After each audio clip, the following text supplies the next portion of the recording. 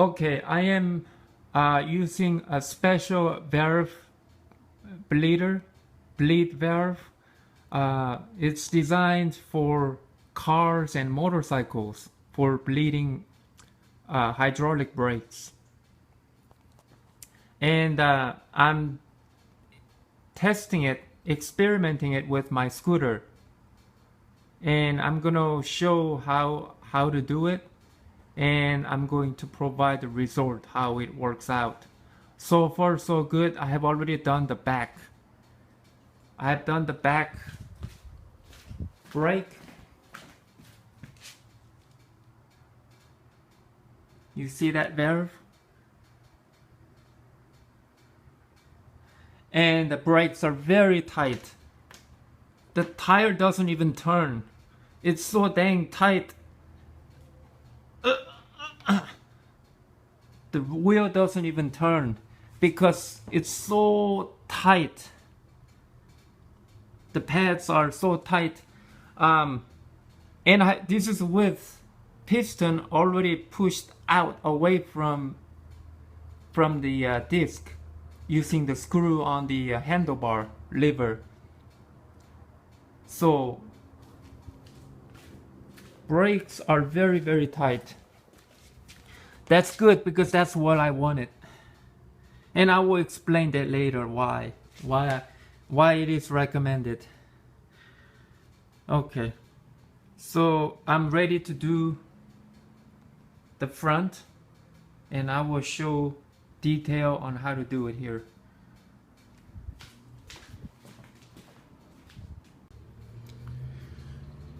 I'm using a special bleeder valve.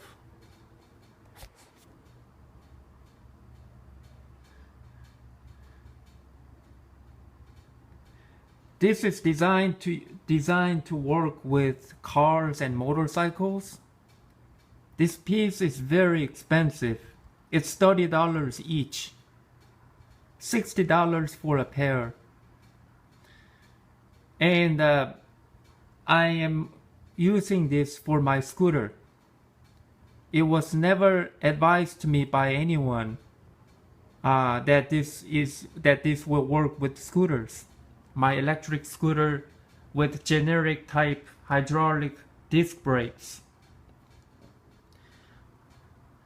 I've already done the rear brake and I'm ready to do the front, and I'm going to show exactly how I do it. The purpose of using this is to keep the air out and keep the fluid, hydraulic fluid, full. Come on. It can't.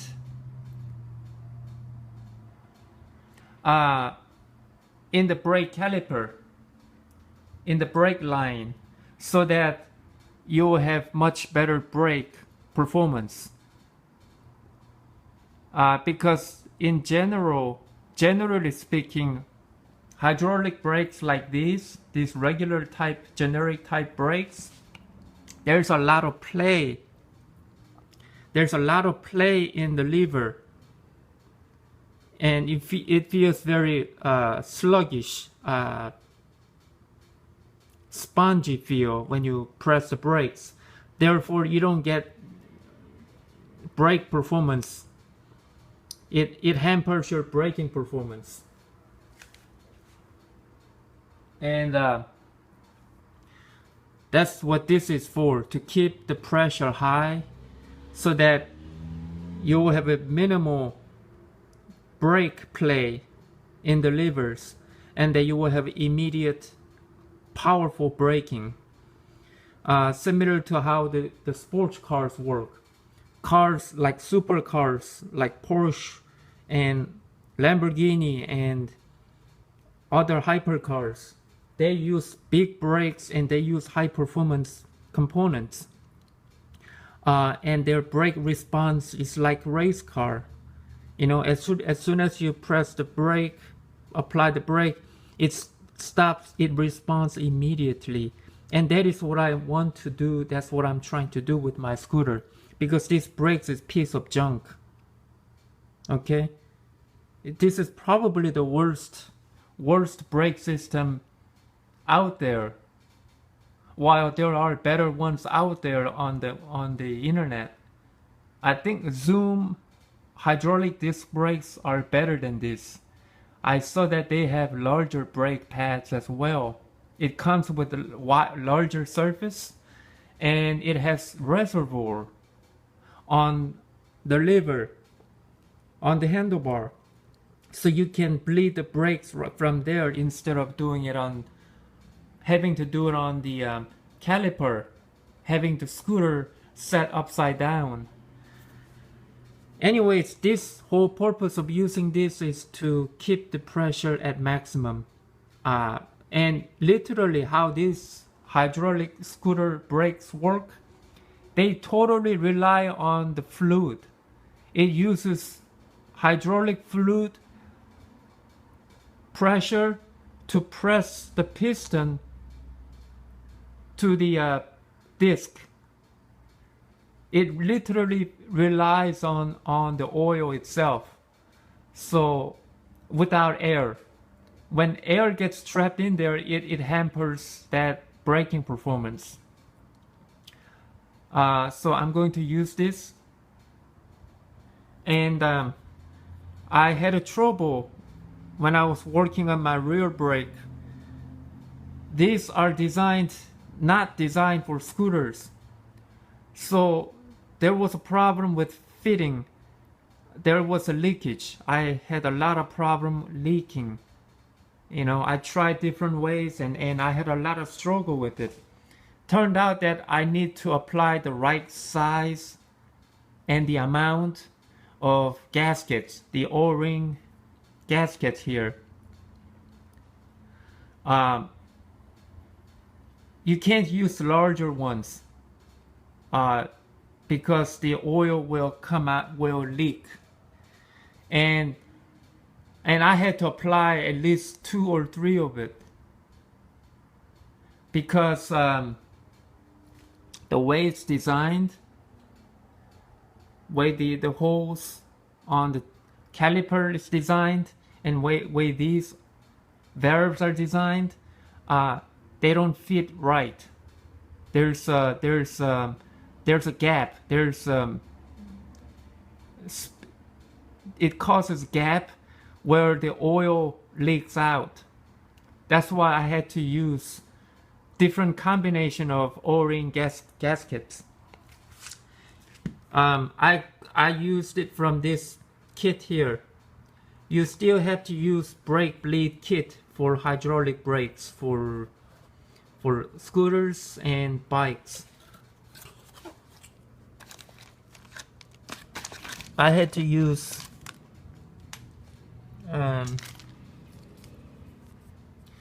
this here. It comes with assorted sizes of O-ring gaskets. So I'm gonna try this. Hopefully this will work.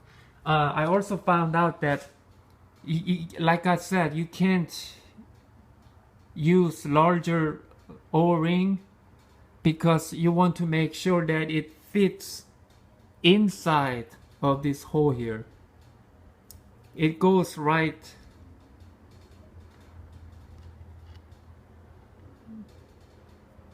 inside. You don't want that. You don't want the O-ring to overlap, sticking out on the surface here. It causes leakage, I found out. So make sure that you use the O-ring that fits inside. The smaller ones work. So I'm gonna try it out now. Making the flange for bleeding the brakes using this valve. I had to get the tubing that comes with this kit doesn't fit this valve here. It's too narrow, too small. This one is 1/4 inch in diameter. So I had to go to hardware store to get a quarter inch in diameter tubing, which is this. And I made it fit here, use the flange that came with it, with the kit. You're gonna have to play with different ones, and you will need to do a little bit of modification to make it fit tight. I made a couple different ones. Both work. As long as you make it fit tight, that's all you need to do.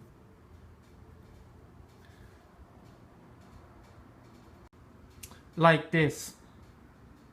It's plugged on, and I'm ready to bleed. I'm gonna put oil in here.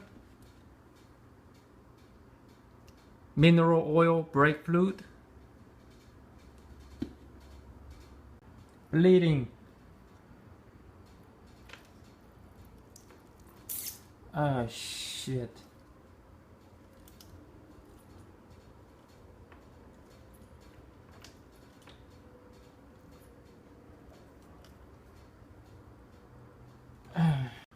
Okay, I have bleed the brake using this valve, and it seems to be good, nice and tight. It's not leaking, and the brake pressure is at optimal. Look, this is as far as it'll go.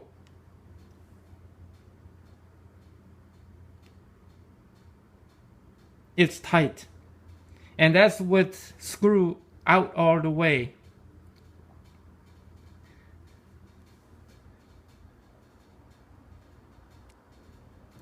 And no sign of leakage. I had trouble where oil would come out of here, leaking out here on the rear when I was working on the rear brake, because I didn't use the right combination of O-ring gaskets. Seems to be good. Unfortunately, I was not able to show how I do it exactly when I was injecting the oil into the valve, because I don't have a head strap for camera, so I couldn't videotape it, record video at the same time doing this. This upper part here is a locking and unlocking mechanism. You unlock it counterclockwise, make about a 1 full turn to allow the fluid to be injected, and also to have bubbles to come out. And once you're done with the bleeding, you turn it clockwise until it's tightened and it is airtight. I found out that you don't have to oh yeah, this one's tight too. The wheel barely turns. It's tight. That's good, because I want to make it as tight as possible with almost very little tolerance, because by the time when I get on the road and start riding, it's gonna come loose a little bit, so it will be just barely enough for the wheels to turn freely without resistance, and you will have optimal braking performance. The scooter should be able to stop immediately with very little effort, very little pressure on the levers. Hopefully this will work out great. It's so far so good. There's no leakage, no sign of leakage. I was back to what I was saying about reservoir, not having a reservoir. From this, I learned that you don't have to have a reservoir to bleed the brakes and to fill up the fluid. for all this fine tuning. You don't have to have a reservoir. Using this flange does all that work on here on the caliper. When you squeeze, when you press and release the levers while squeezing in the flange for the fluid it actually allows you to get the bubbles out while pushing the liquid into the system, into the brake line. It can do all that. It works, and the fluid is virtually full all the way up. Right now the fluid is all the way up here, full and seared. So it is that's why I'm getting such great braking right now. And you don't have to set the scooter completely upside down. As you know, just set it where it's just enough so that air goes up so that you can bleed the brakes. All right, I think that's about it. Damn, this really works. This brake bleed valve works. I just tried it. I took it outside and rode on the street about 35-40 miles an hour, and as soon as I applied the brakes, before even I tried to squeeze the levers, as soon as I touched the lever, it slowed down. It slowed down my scooter. Both front and back. I mean, there's very little play. This is as far as it'll go. It's already touching the brakes. There's virtually no play, especially when I ride it. Feels like there's no play at all. It performs like sports car. You know, those sports cars have virtually no play in the brakes when they apply, and it's very sensitive and super responsive. Well, it's the same way with this. That's what these bleeders do. They're made for performance vehicles, for sports cars. And to my surprise, it worked. Actually, this was God's idea, not mine. God told me, He told me, He guided me to get this valve. I didn't have to search for it. It just popped right up on the internet when I started searching, and it took me right to it. God says this will work. So that's why I did it, out of faith. It wasn't from my own research, my own calculation, nothing like that. Only thing that I had to do was make sure that I get the right size. That was a little tricky because they have different sizes. The thread diameter. And wow, they work. It stops immediately, instantly, with no effort. It just stops effortlessly.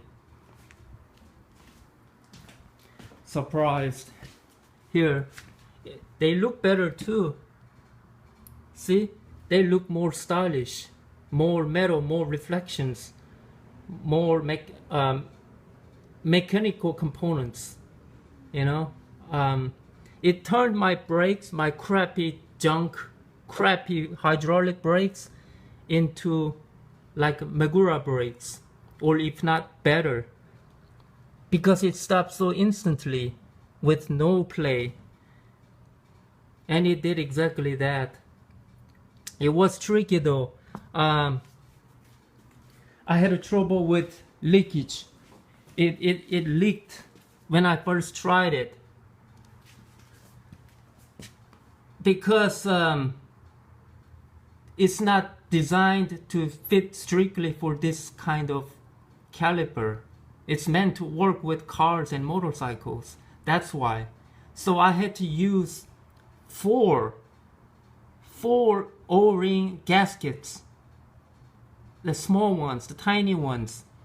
I put it in series in 4, and then I screwed in, and that made it tight, airtight. So there's no leakage, no oil coming out, no air coming out, nothing. And you simply adjust. You can also adjust the pressure or amount of oil if you want to take a little bit of oil out, maybe because it's too tight, too much pressure. You can adjust it by unlocking this counterclockwise about 1 turn or half turn, and press the lever a little bit till a little bit of pressure goes out. You can adjust it that way to reduce pressure. You can always also bleed again by putting in more oil into it, fluid into it. And another problem, another thing to concern is that the thread of this valve is very long. It's about 16 millimeter long, and there's only so much clearance you have in the caliper. So I found out that it actually has 16 millimeter of clearance. So it literally almost touches it when you screw in. That's why applying the gaskets, four gaskets, that gave me extra room for this to breathe, for this to work properly. Otherwise you'll be almost touching it. It's not good. I think you can still do it, maybe with one O-ring, but then it's not gonna fit right, and you're gonna have a leaking problem. And I had to use small one, not the big one. Small one that fits right inside the housing, inside the caliper hole.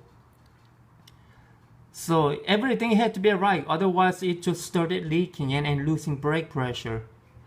I ran into a lot of trouble, but now that I figured out, I'm sharing to you guys that this is the way to do.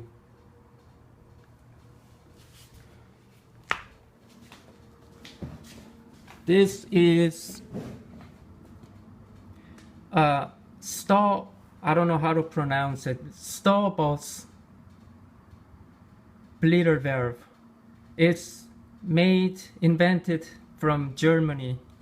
They have a distributor here in America, so you can order through them.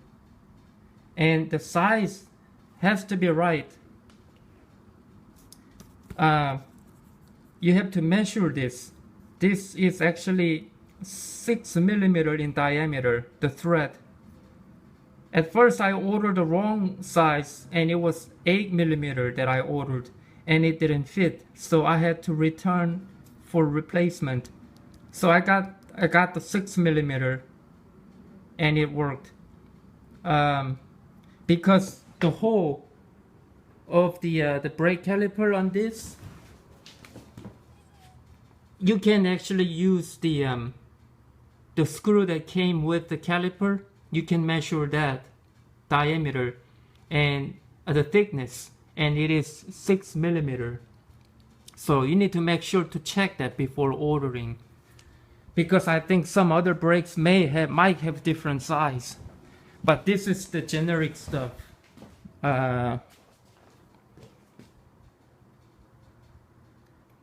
DYISLAND Hydraulic Brakes, which is a piece of junk. And you can go to,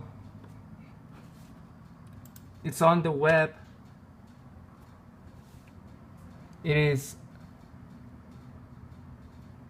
starboss-us.com, and then you can browse through their website. and this is the one, Starboss Splitter Valve M6 times 1.0 times 16 millimeter. 16 millimeter stands for the distance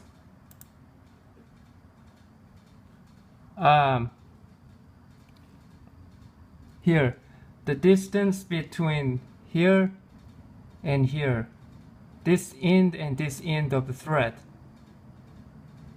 16 millimeter, and that's what you need to look out for. This you don't need to worry. Yep, and it's expensive, $30, super duper expensive, but it is super duper high performance. They work, no joke. They really work. I had to pay $76 for two with shipping, and they ship very fast. You get it in 2 to 3 days from the day you order, so that is super fast shipping. I would highly recommend this, especially for the people who own electric scooters like mine, generic Chinese stuff, the junk brakes. This may help you. This is the option 2. My first experimentation was applying the metal epoxy on the surface of the brake pads that I made in the video to increase the mass, to increase the size, the thickness of the brake pads, which improve braking significantly. This is option 2. You can either do option 1 or option 2, or you can do both to maximize braking performance. This will last you. You can increase the length of the life of the brake pads. Otherwise, you will need to change out the brake pads more often, because by the time you use up about 50% of the brake pads, you lose brake pressure tremendously, and you lose braking power. That's the thing. It's not linear. The rate of the wear and the rate of performance degradation they're not the same. It loses performance gradually, significantly, as it wears out the pads. So you have to either, if you don't want to go through all this modification, then you need to buy brake pads more often, because these only last you about 500 to 700 miles at best before you start losing brake performance significantly. With this mod, the brake should last you about good 1,000, maybe 1,200 miles. Yep, that's it. It is working and there's no leakage, so that's a good sign.